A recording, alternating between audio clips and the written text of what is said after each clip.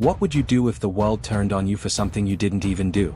Something that threatened your career, your legacy, and your freedom? It's 2001, and Pep Guardiola is at the peak of his career. After a glittering spell at Barcelona, the 30-year-old midfielder, once the heart of the Catalan midfield, has moved to Italy, ready for a swan song with Roma.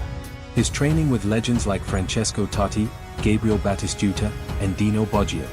Life looks perfect, doesn't it? But in the blink of an eye, everything unravels. Just weeks after arriving in Rome, Guardiola is tested for performance-enhancing drugs. A routine check, nothing too alarming. Or so he thinks.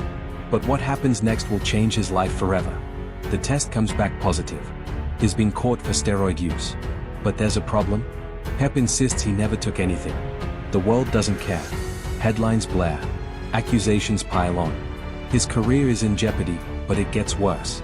Much worse. The Italian authorities don't just suspend him from football. They take it further, much further. In a shocking twist, an Italian court hands him a 7-month suspended prison sentence.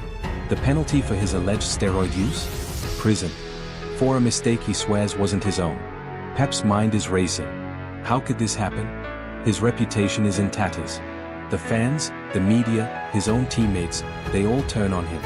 His very future, both as a player and a man, now hangs by a thread. But here's the kicker.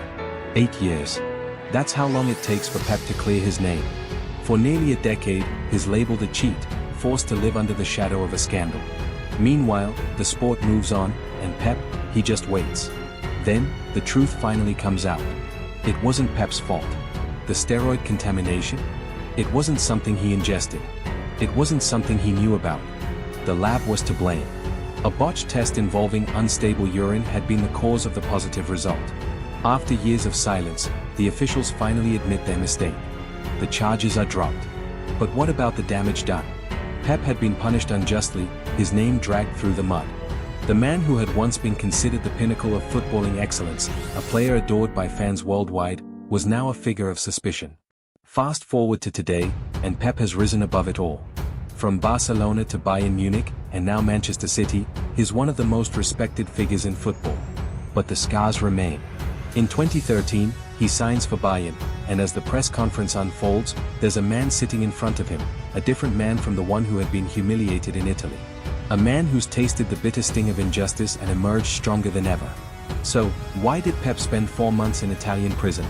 It wasn't because of his actions, it was because of a mistake that nearly cost him everything. The truth always has a way of coming out.